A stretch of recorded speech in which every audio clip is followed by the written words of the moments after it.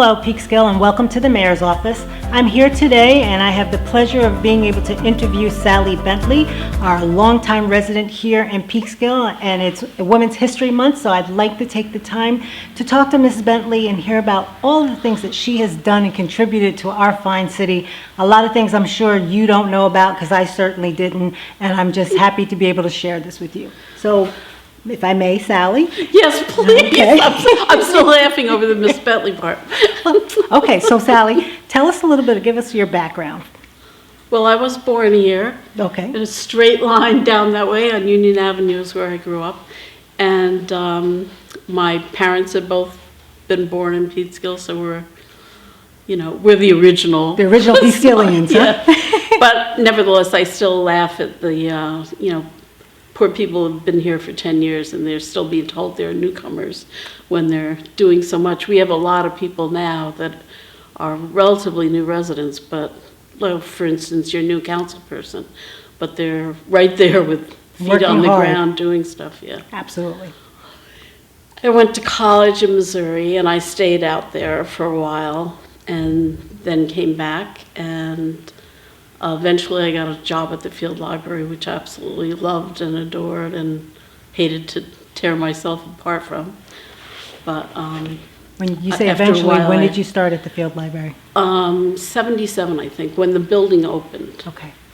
And I retired about two and a half years ago. Okay, so from Just before 77? COVID. So 77 to 2019. That's just 18, yeah, 18. yeah. Just a few years. Yeah. Geez, I worked for a little while, but that's quite some time. And what did you do at the library? Well, I started when Verna Creed was the director, and she said, "Oh, we can find something for you to do," which she did. So I was a little bit circulation, and I was the young adult librarian for quite a few years, I guess, 3 or 4 years. And then I was assistant director for a while, working in the adult library. And at some point, the children's librarian had left. I had no interest in children's library work. And Ed Falcone was the director, and he was having a hard time filling it. And he came to me and he said, I swear, if you will do that job for 6 months, I will not make you stay there. And how many years later? And then, many years later, I wedged myself out of there. But I really loved doing it. And, I remember saying at the time to the director, children, I won't see any adults. When will I see the adults? Well, you know what? Children come attached to adults. They do. So it was no problem. And we have such a great community. It was just a wonderful place to work. People from every walk of life and economic and educational background, and they all just loved coming in and getting the services, and it was never boring. We could always figure something new to do over there. Amazing. We have a wonderful library. I remember the library as a child, and I brought my children to the library, and we've always had a great system, so we thank you so much, and we thank you for working with our children in the library. I also know that you had something to do with our CHOP for caring for the homeless. Well, when I was working at the library, and we used to have a little bit of an issue with the homeless that needed a place, especially in the wintertime, to stay warm and get out of the elements briefly and whatnot. And somehow, because of that, I got connected. My friend Kathy Daly and Dr. Foy, we just were talking about the issue and what could be done so that at 9 o'clock when we closed the library doors, some of these people had somewhere else to go. Right. And I became part of this little committee that Dr. Foy was really the drum majorette for.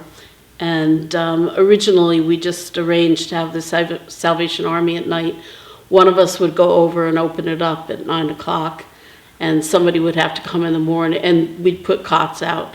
And there was cereal and soup and coffee for people. And then in the morning they had to be out of there, I think by 8:30 or something like that. So that went on for a couple of years before we got a contract with Westchester Department of Social Services. and had the budget to open the Jam Peaks shelter, which I like to think I named because, it wasn't always well received, that the homeless situation. And there were some people in the homeless community that were related to real fine people in Peekskill, but it was a hard thing for people to work with and to figure out solutions for. We were sitting around in Dr. Foy's office at one point saying, well, what are we going to call this? And I said, they love Jan Peak. They're not going to argue with the name Jan Peak. Why do you think that was? Because the city had just done the Jan Peak Square down around the corner on North Division Street. And it was part of our history, and we're proud of our history. You can never get too much Peekskill history around That's right. here. That's right. Yeah. So that is amazing. I did not know that story, but thank you very much. I mean, we now have CHOP and we have a shelter, but it seems like it would not have been there had you not been there in those early days to start that. So thank you. People would have gotten it together. There were some great people on the committee. Still great people, but you're And one of put those their great money people. on the line as well as their time. Well, thank you. We I had no appreciate it. money to put on the line. But you had heart and you had commitment, and you were there turning that key at night so people would have a place to sleep. So that's a true sense of community, and that's exactly why we're doing the things that we're doing today, to recognize all of the great things that people have done, and you do them so quietly, and no one is asking for recognition. You just do it from your heart. So we thank you so very much for that. Tell me a little bit about the garden club, the Peekskill Garden. Well, the garden club, unbeknownst to me, as I mentioned, I grew up on Union Avenue, and it was the house that my grandparents bought when they were newlyweds. The woman next door was the first president of the garden club, and I think the garden club started in 1935 or something like that. And my grandmother was part of it, but I never knew that until I was doing research on the garden club. The garden club has suffered like other social kinds of institutions. It was great for women that didn't work and needed a little time to go out and have a cup of tea, and Kathleen's hadn't been discovered yet. But those days are kind of gone by the wayside. But right now it has about 65 members, active members. And we used to do a lot of public gardening. Now the garden club does have what we call the Petals Garden, which is the rose garden you see on Central Avenue. And it's a beautiful spot, and anytime you need to get away from City Hall, you should walk around the corner. I'll do The that. brook goes through there, and you hear, the soothing water, and that nice bridge that the city put down there is a nice little place to just contemplate nature. So that's one of our big civic projects. We used to plant around the gazebo also, and there's some other places like the Yacht Club and some buildings in Verplanck and Montrose that we do civic planting around. We have a scholarship fund, which is, our plant sale is coming back. We haven't been able to have our plant sale for 2 years because of COVID. So hopefully 2022 is the year. Yeah, this to is come the back. year. The plants are coming, so it better work out. May 7th, it'll be down at the gazebo at the riverfront again. Oh, great. Yeah, So that's May 7th? yes. Okay. The day before Mother's Day. Perfect day for plant Yes, sale. yes. You So timed that get right. your gifts at our sale. Okay. And then also you've been involved with the Peekskill Youth Bureau. So give me a little bit of your history with that. Well, back when I worked at the field library and I was doing the teenage library work, I realized Westchester County has a very strong training for librarians and comradeship. So the teen librarians would get together and meet once a month, and it was a way of learning about the field and about what kinds of services and programs you could be offering to your patrons. And I learned that November was Youth Month. So I decided, well, it's Youth Month, we need a youth bureau in the city of Peekskill, and we qualify for it, but it's just never been brought here. So I got up a little petition, and people like Paula Bennett and Gary Cahill, Fran Gibbs, different people, I got to sign it. and we presented it to Mayor Pataki at the time. And a few weeks later, he became Assemblyman Pataki, and Mayor Jackson took over. So he liked the idea, and he appointed a little committee of us to work on what steps would be needed. We had to create a constitution and bylaws and things like that. And it all had to go through Albany to get approved. It was all kind of legalese stuff that I didn't know about. But there were some great people, like Pearl Woods was on the committee. She was very loyal. And Fran Gibbs, trying to think. Oh, Reverend, there was this lovely man from Mount Olivet. His daughter's name is Serena. I can't think of his Reverend name. Warren. Reverend Warren. Mm-hmm. He was very, very good and always would show up for meetings and try to help promote the idea. And eventually, and Valerie Swan at the time worked for the Westchester County Youth Bureau. So she became kind of our mentor with the paperwork and all that sort of stuff. And once it was all approved, we all just jumped on, please, Valerie, come to Peaksville. And that made the world a difference. Wow. Yeah, it was a really good start for them.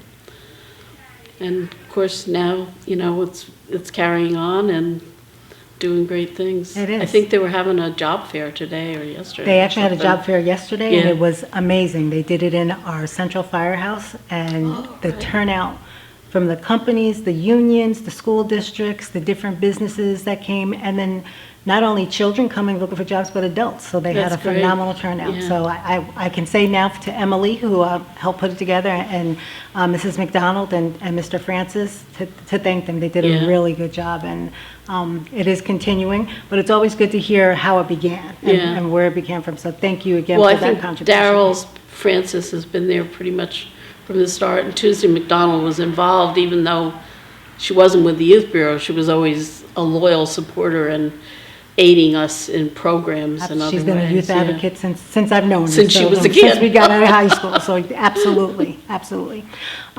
Is there anything else you'd like to share with us? Tell us what you're doing now. I know you just came back on a fabulous trip, but anything? I did. Well, I have a big family, and we're all very close, so one of my brothers, my younger brother, has 3 kids that are in their late 20s, early 30s, and fun, and we all just traveled to Italy for 8 days, and I had a great time, and I'm still a little wonky. But I've also started writing a column for there's the Peaksville Herald. That's an online product now. Yes. If folks aren't familiar with it, Regina Clarkin started it up, and it's been such a good source of information about City Hall and different things in the community and whatnot. So I'm writing a column called Back in the Day, which is a phrase my friend Mary Ellen McGrady would use, and I like that phrase. I've got the bound edition that's like a 50-pound book like this of the 1992 Peaksville Heralds. Wow. And I look at the ones that were just about, at the same time period, March or whatever, and try to create stories that link those stories of yesterday with today. That's an amazing idea. I love it. Mike Miner's sister was featured recently in the last one, because I was doing one on all the advertisements. That's what I was featuring. All these businesses that just bring so many memories to mind of the old Modern Bakery, which is where Mike's sister Joyce worked, and either talked about how they're gone now, or they're still, things that are still going. And how often does that digital come out? Is it weekly or? The digital edition comes out about 3 times a week. Okay. I'm just doing this column every other week. Every other week, okay. And it's called Back in the Day. We're going to have to look for that column. Absolutely. I learned years ago when I was still working in the adult library, local history is the biggest winner of attendance, drawing attention. I got a grant once from MBW to do a local history program. May is Local History Month, in case you need that for your calendar. Thank you. And we had a great speaker. The curator from Lyndhurst came, and because we had this grant, we had fancy invitations that went out and all this sort of stuff. But it was really, really well attended, and we've just discovered ever since, if you say it's going to be about local history and put something together, people are out there that are really, really interested in that. We have a lot of local history, Yeah. and I get concerned about how we preserve it and how we keep it for the future. The things that are happening now, who's taking stock, who's taking note of it. So, Yeah. You know, I yeah. heard you mention that I got to see a little of the meeting that you had on Monday. I grew up basically in the park pool. And so I'm not really sure when the pool opened, but by 1953, we lived across the street from the pool. My brothers and sisters and I would be up there all the time. When I was really little, my dad would take us up there when he got home from work. The pool stayed open till 8. He'd get home at 7 and go up and do his swim. And I do not remember any kind of segregation as being part of it. I remember friends that were black that I played with up there, but I just wonder if you aren't right that piece of history relates to somewhere else in the area. Yeah, we were Just able like to the ropes confirm. and riots did not take place in Peaksville. They took place in the town of Portland. Yeah. Yeah. Yeah, and it's important to be able to verify things. So, Mr. Burns is a phenomenal man. He made a lot of contributions, and we are certainly going to honor him. Just don't know if it's going to include the pool, but there are other things that he has done that we are proud to say that he was from Peaksville. Absolutely. So- You know, the library has a fabulous local history collection downstairs, and they put a lot of man hours into organizing it, keeping it up, updating it, accepting materials as people pass away. They sometimes have archival materials that really deserve that kind of attention, and I think the Field Library has done an outstanding job with that. And you can just bring items there, or is there a process? They would have to be reviewed, but there's a librarian that's in charge of the local history collection, and they can't take everything, but there's always stuff that they know, gaps in the yearbook. There's fascinating stuff over there. If you want to look up your house and see who lived in it 75 years ago and what kind of work they did, Wow. you can go down there and find that information. We used to take the classes down there, and I'd say to the kids, okay, somebody tell me your address. And then we'd discover that it used to be a plumber and his 7 children that lived in their house. Oh, my goodness. It's kind of amusing stuff to be exposed to. Absolutely, absolutely. Well, I have to tell you that I learned a lot today, and I thank you very much for taking the time and sitting with me and talking about your history here in Peaksville and the history of Peaksville. And thank you again for all of your contributions. We greatly appreciate it. And thank you. Thank you very much. You're very welcome.